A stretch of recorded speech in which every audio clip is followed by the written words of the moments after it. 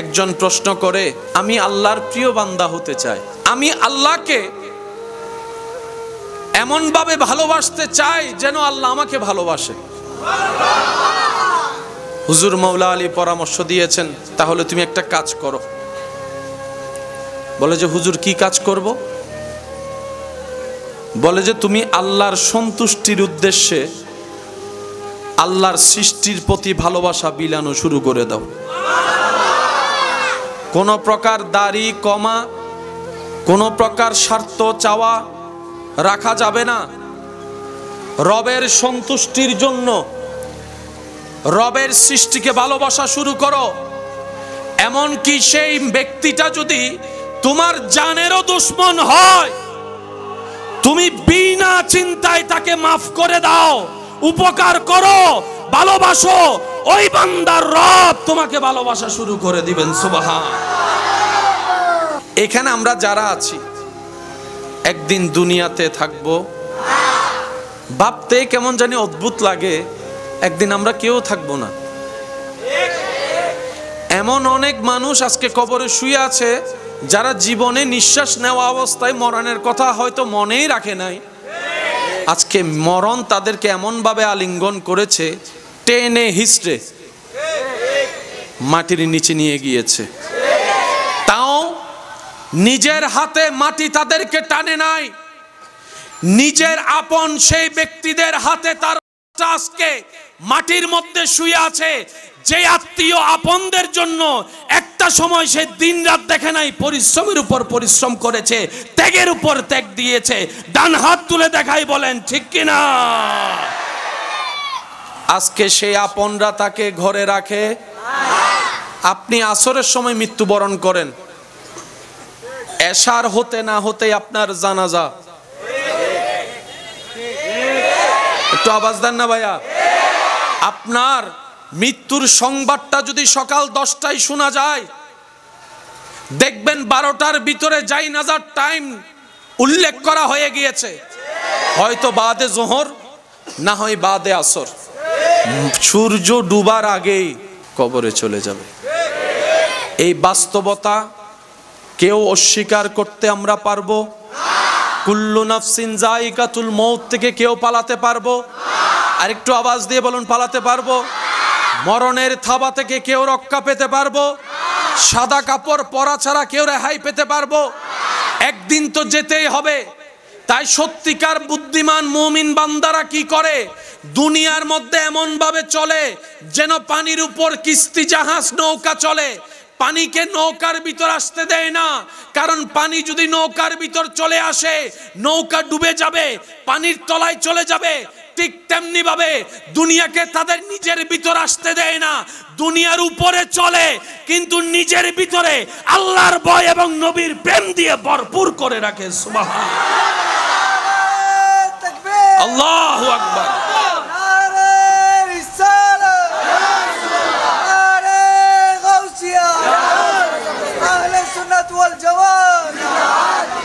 আল্লাহু আকবার, আল্লাহু আকবার। মন চাইলো যেতে হবে। এই পয়েন্টটা আমরা সবাই আজকে একটু বোঝার চেষ্টা করব। মন চাইলো যেতে হবে, তাহলে যেহেতু যেতেই হবে, অপশন দুইটা, হয়তো খুশি মনে যান, আর না হয় বাধ্য হয়ে টেনে নিয়ে যাওয়া হবে। যদি টেনে নিয়ে যাওয়া হয় তারপরও যাওয়া লাগবে, কিন্তু যেতে যেতে কষ্ট। আর যদি খুশি মনে যান, সবাই সবাই সবাই সবাই টেনে নিলেও যেতে হবে, কিন্তু যখন দৌড়বে তখন এক রকমের ভয়, যখন টেনে নিবে তখন আরেক রকমের ভয়। যখন যেতে চাইবেন না, শেষটাই টেনে নিয়ে যাবে, ভয়টা আরো বেড়ে যাবে, টেনশন বেড়ে যাবে, কষ্ট বেড়ে যাবে। কিন্তু যতই ভয় পান, টেনশন করেন, আপনাকে সেখানেই যেতে হবে যেখানে আপনার আমার যাওয়ার হয়তো কখনো ইচ্ছা ছিল না। আরেকটা অপশন হচ্ছে খুশি মনে যাওয়া, খুশি মনে যাওয়া, খুশি মনে যাওয়া। এই দুইটা পার্থক্যের ভিতরেই আপনার আমার সবার জীবন। এক ধরনের বান্দা যারা গুনাহগার তারা যেতে চাইবে না, যারা গুনাহগার তাদের রূহ ভিতর থেকে বের হতে চাইবে না, কিন্তু মালাকুল মউত টেনে টেনে হিস্ট্রাই হিস্ট্রাই বের করবে, এমন ভাবে বের করবে শরীরে ছিঁড়ে ছিঁড়ে যাবে, শরীরের মধ্যে ব্যথাই ব্যথা অনুভব হয়ে যাবে, এমন কষ্ট অনুভব হবে, মরণ যন্ত্রণা এমন ভয়ানক হবে, তখন ওই ব্যক্তির মনে হবে সারা দুনিয়ার সমস্ত কষ্ট তার সামনে কিছুই না। মরণের কষ্ট এত ভয়ানক হবে, এত মারাত্মক হবে। পক্ষান্তরে যারা মুমিন বান্দা হবে, যারা রবের প্রিয় বান্দা হবে, যারা আমলদার বান্দা হবে, যারা আমলদার বান্দা হবে, যাদের চোখ পরিষ্কার, যাদের মন পরিষ্কার, যাদের নিয়ত পরিষ্কার, যাদের ঈমান থাকবে মজবুত, আমলে থাকবে একদম পাক্কা, যাদের থাকবে রবের উপর বিশ্বাস, যাদের অন্তর থাকবে নবী রহমাতুল লিল আলামিনের আদব এবং প্রেমে ভরপুর, এক কথায় যাদের জীবনটাই রবের কাছে পছন্দ হয়ে যাবে, তাদের কাছে যখন মালাকুল মউত আসবে, তারা যখন পর্দা উঠে যাবে রবের হুকুমে, তারা যখন মৃত্যুর ফেরেশতাকে দেখবে, মৃত্যুর ফেরেশতার চেহারা সৌন্দর্য দেখেই ওই মৃত্যু পথের যাত্রী বলবে, ভাই আমাকে আর এক সেকেন্ডও রাখিস না, তাড়াতাড়ি নিয়ে চলো, তাড়াতাড়ি নিয়ে চলো, তাড়াতাড়ি নিয়ে চলো, আমি আর দুনিয়াতে এক সেকেন্ডও থাকতে চাই না, আমি আর দুনিয়াতে এক সেকেন্ডও থাকতে চাই না। দুনিয়াবাসী প্রশ্ন করে, এই দুনিয়ার কত সুন্দর, পাহাড় কত সুন্দর, সাগর কত সুন্দর, জমিন কত সুন্দর, দেখো দেখো তোমার সন্তানের চেহারা, দেখো তোমার স্ত্রী স্বামীর চেহারা, দেখো তোমার মা বাবার চেহারা, এগুলা ফেলে তুমি চলে যেতে চাচ্ছ এত খুশি মনে, ব্যাপারটা কি? তখন মৃত্যু পথযাত্রী বলবে, আরে এতদিন তো দেখি নাই, মাত্র নামে শুনেছি জান্নাতের, রব্বুল আলামিন আমাকে এমন দয়া করেছে, মরণের আগে জান্নাতের ঘর আমাকে দেখাই দিয়েছে। সুবহান আল্লাহু আকবার।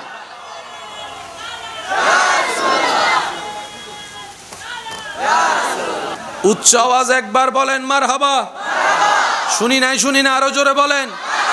সে কুরআনুল কারীম এইভাবে আপনার আমার সামনে উপস্থাপন করে, ইয়া আইয়াতুহান নাফসুল মুতমাইন্না ইরজি ইরজি ইরজি, চলে আসো, বের হও, বের হও। রূহ বলে কোন দিকে যাব, ডানে যাব না বামে যাব, কোন দিকে যাব? তখন মালাকুল মউত বলে, যেখান থেকে এসেছো, যার কাছ থেকে এসেছো, যেখান থেকে এসেছো, যার কাছ থেকে এসেছো, সেখানেই ফিরে চলো। ইলা রাব্বিকে, তোমার প্রভুর দিকে, তোমার প্রতিপালকের দিকে, তোমার রাজ্জাকের দিকে। সুবহানাল্লাহ বলতে থাকি, সুবহানাল্লাহ। তোমার রাজ্জাকের দিকে, তোমার রহমানের দিকে আসো, চলো না তোমার রহিমের দিকে আসো, চলো তোমার মালিকের দিকে আসো, চলো তোমার গফফারের দিকে। যেমন তেমন করে বের হয়ে না, রাদিয়াতাম, খুশি মনে বের হও, আনন্দ হয়ে বের হও, মন খারাপ করে বের হয়েও না, হাসি মুখে বের হও। রাদিয়াতাম মারদিয়া, নারাজ হয়ে বের হয়েও না, খুশি হয়ে বের হও। সেজন্য অনেক মানুষ, আপনারা যদি দেখে থাকেন জীবনের অভিজ্ঞতায়, আপনারাও আমার সাথে একমত হবেন, কিছু মানুষ মারা যাওয়ার পরে চেহারা আরো বেশি সুন্দর হয়ে যায়।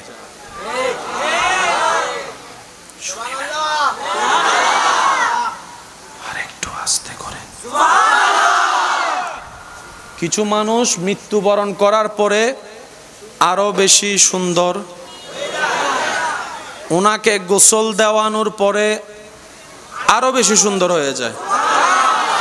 ওনার দেহটা যখন রাখা হয়, দুনিয়াবাসী যখন দেখতে যায়, কেউ দেখে এসে বলে, কি তাজ্জুব, কি তাজ্জুব, ওনার চেহারা দেখে মনে হচ্ছে উনি একদম ঘুমাচ্ছে।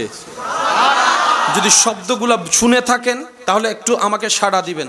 কেউ দেখে এসে বলে, আরে ভাই পুরো একটা ছোট্ট বাচ্চার মতো লাগতেছে, এত মায়া লাগতেছে, এত আদর লাগতেছে, এত সুন্দর লাগতেছে। আরেকজন দেখে এসে বলে যে, আরে ভাই তোরা কি খেয়াল করেছিস? বলে যে কি ব্যাপার? বলে যে একটু ভালো করে দেখ না, ওনার চেহারায় কেমন যেন একটু হাসি হাসি ভাব দেখা যাচ্ছে, হাসি হাসি ভাব দেখা যাচ্ছে। তো মৃত্যু তো যন্ত্রণা যখন দেহে হয় চেহারায় সেটা ভাব দেখা যায়। কারো মন তো ভিতরে, মন খারাপ হলেও চেহারায় সেটা প্রতিফলিত হয়।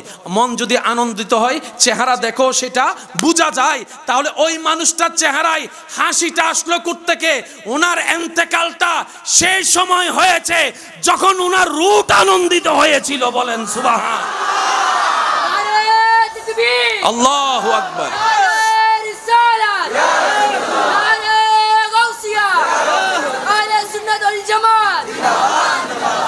উচ্চ আওয়াজ একবার বলি মারহাবা। আল্লাহ আমাদেরকে এমন মৃত্যু দান করুক, ওই মরণের কথা। আল্লাহ আমাদেরকে ইজ্জতের জীবন, ইজ্জতের মরণ দান করুক। আল্লাহ তাআলা আমাদের ঈমানের উপর অটল থেকে ঈমানের উপর মৃত্যুবরণ করার সেই সম্মান আল্লাহ আমাদের সবাইকে তুমি নসিব করো। আল্লাহ আমাদেরকে তুমি কখনো বেইজ্জত করিও না। মন থেকে বলেন আল্লাহ আমাদেরকে কখনো বেইজ্জত করিও না। আল্লাহ জীবন যতদিন আছে আজীবন যেন তোমার কাছে ভিক্ষা করতে পারি এই দুই হাত দিয়ে, কখনো যেন মানুষের সামনে হাত পাততে না হয়। আর রাজ্জাক তুমি সেভাবে আমাদেরকে ইজ্জত দিও। এই দোয়াগুলা করা দরকার আছে না নাই? কিন্তু আমাদের দোয়াতে এইরকম দোয়া থাকে, আমাদের দোয়াতে থাকে আল্লাহুম্মা আমিন।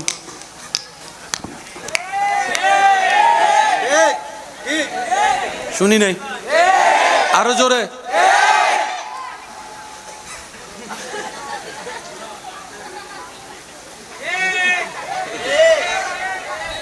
আল্লাহ হদ্দে তুই কি ভিক্ষা কর না দেখাইতে তুই শুস? পাই না কেন? চাইতে জানি না। পাই না কেন? নিসুর গুণ আওয়াজ দে শেয়ার কল হদে তোরা দেলে দেগুই আরা দিতেন না আওয়াজ সাই নিসুর গুণ চুপ করি তা হ।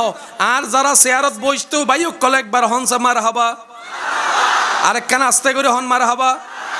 এবার আপনারা চুপ থাকবেন, শুধু যারা দাঁড়িয়ে আছেন আমার ইমানি ভাই তারা একবার বলেন তো মার হাবা। এন্ডে আত্মীয় আছে না আবার সাফুকা করতে লাগবো ভাই, তোমরা চুপ থাকো। ওই ইন্দি যারা আছে তারা একবার হসে মার হাবা, আরো জোরে বলেন মার হাবা। এবার নবীর উম্মতরা ঈমানি গর্জন দিয়ে একবার বলেন মারহাবা। এবার বলেন ইয়া রাসূলুল্লাহ, ইয়া হাবিবাল্লাহ, ইয়া রাহমাতাল লিল আলামিন। এবার গর্জন দিয়ে বলেন আল্লাহু আকবার। আল্লাহ আমাদেরকে ওই রকম ইজ্জত দান করো। মনোযোগ আছে? মনোযোগ আছে? আজকের পরিবেশটা একটু ভিন্ন তো, তাই স্টাইলও একটু ভিন্ন। অন্য দিনের স্টাইল এখানে ফিট মাথার দ্বারো জোর হ না। অন্য দিনের নিয়ম এখানে আজকের জন্য ফিট খাবে। তা আমি আমার জায়গা থেকে ওয়ামা তৌফিক ইল্লা বিল্লাহ সর্বোচ্চ দেওয়ার চেষ্টা করছি। আমি আশা রাখবো আমার ইমানি ভাইয়েরাও সর্বোচ্চ দেওয়ার চেষ্টা করবে ইনশাল্লাহ। কবরে হাসরে কি হবে মাশাআল্লাহ, কবরে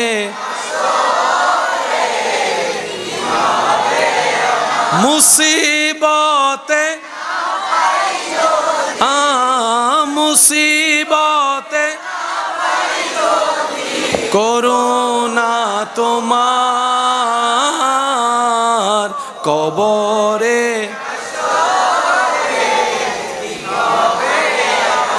আছি গো ডুবে আমি পাপেরি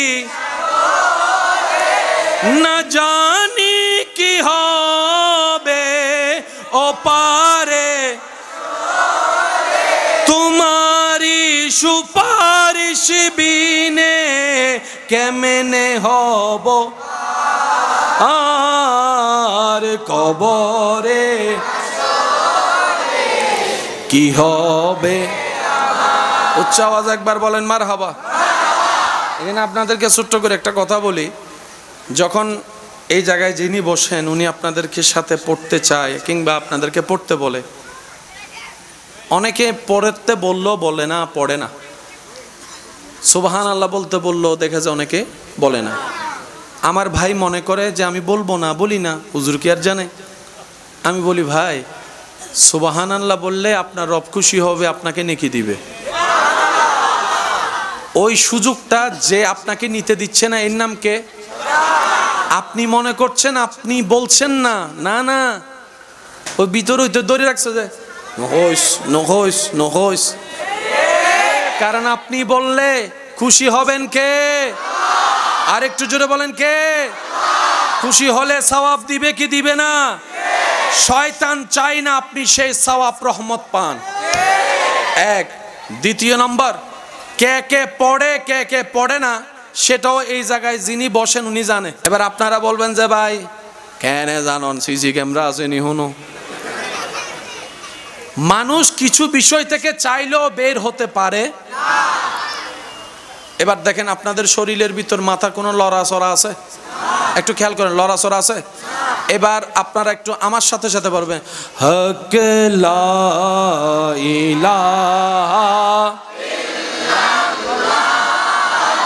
লা ইলাহা।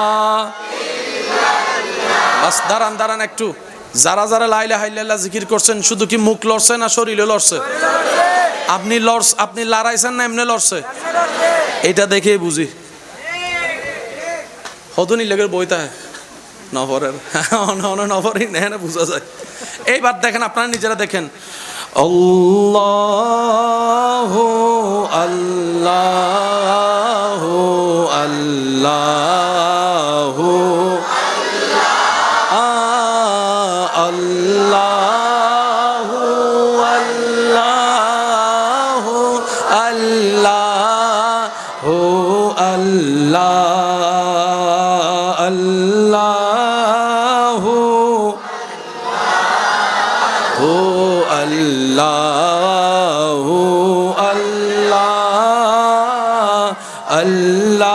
আল্লাহু আল্লাহু আল্লাহু আল্লাহ। আসুবহু বাদা মিন তল ওয়াল্লাইলু দাজা মিন ওয়াফরাতিহি আল্লাহু আল্লাহু আল্লাহু আল্লাহ আল্লাহ।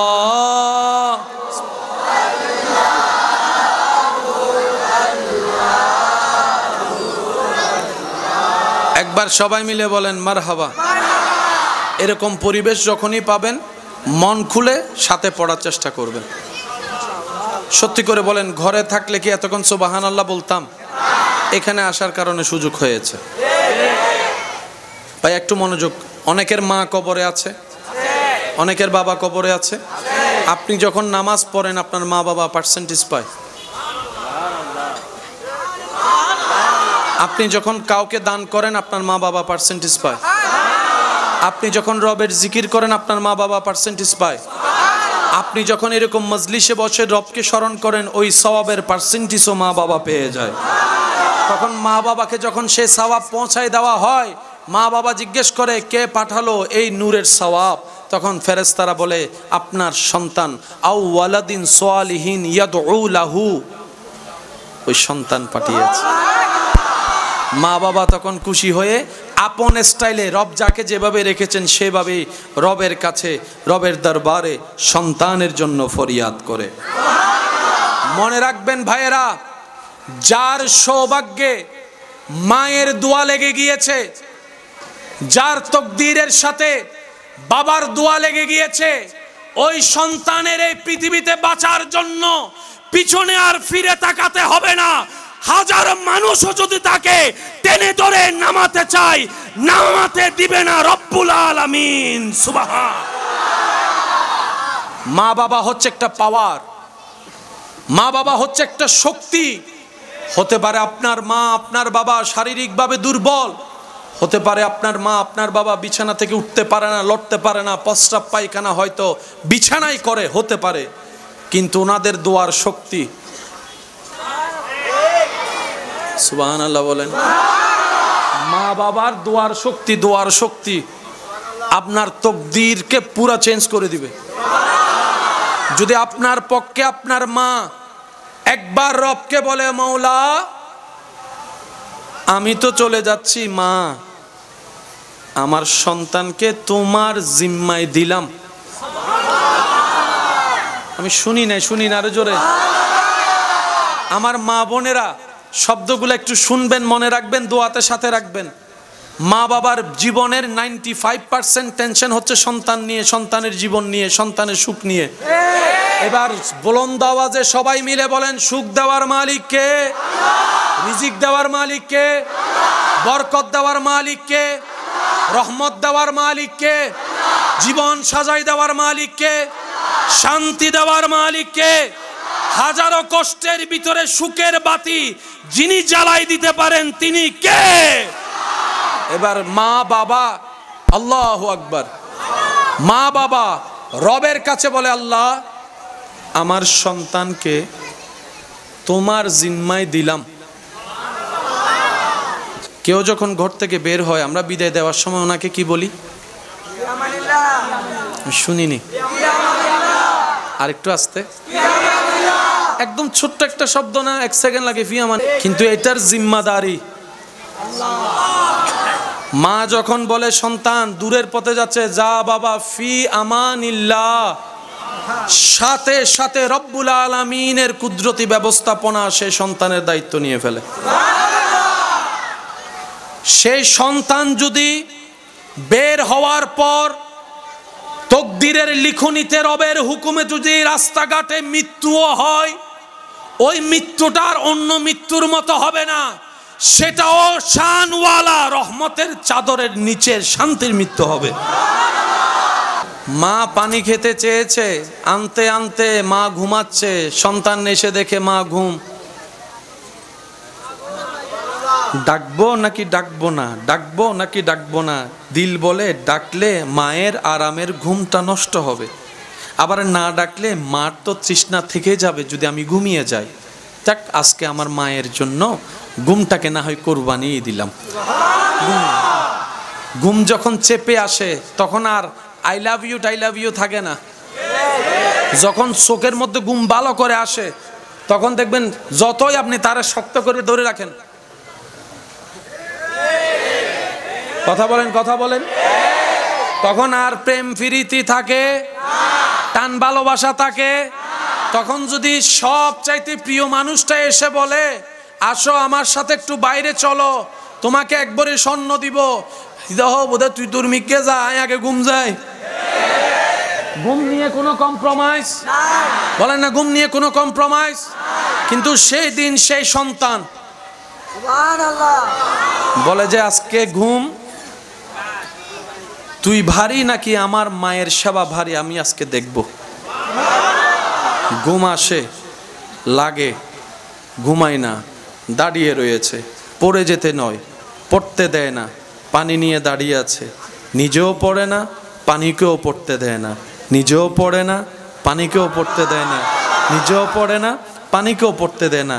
একদিকে ঘুম আসে, আরামের ঘুম, আরেকদিকে দায়িত্ব, জিম্মাদারি, মায়ের সেবা, দুইটার ভিতরে চলছে। বিবেক বলে ঘুমিয়ে যাও, কলব বলে দাঁড়িয়ে থাকো। বিবেক বলে আরাম করো, অন্তর বলে দাঁড়িয়ে থাকো, দাঁড়িয়ে থাকো, দাঁড়িয়ে থাকো। এই যে দুই দিকের যুদ্ধে একজন বালক এভাবে যুদ্ধ করছে, ওদিক থেকে তাকিয়ে আছে রব্বুল আলামিন, ওদিক থেকে তাকিয়ে আছে রব্বুল আলামিন। হে আমার ইমানদার ভাইয়েরা, মনে রাখবেন, জেনে রাখবেন, রব্বুল আলামিন শুধু একটা কারণ খুঁজতে থাকে, একটা কারণ, বান্দা কিছু একটা কর, আমার জন্য কর, আমার জন্য কর, আমার জন্য কর। তোর যে করাটা দেখে আমি রব খুশি হয়ে তোর সারা জীবনের গুনাহকে মাফ করে জাহান্নামী থেকে তোকে জান্নাতি বানিয়ে দিই। একটা কারণ, একটা কারণ, একটা কারণ, একটা কারণ। মূসা নবীর উম্মতের ভিতরে যাকে সবাই জাহান্নামী ভাবতো রব্বুল আলামিন জান্নাতি দিয়ে দিয়েছেন। একটা কারণ পাওয়া গিয়েছে, শুধু কুকুরকে পানি খাওয়াইছে।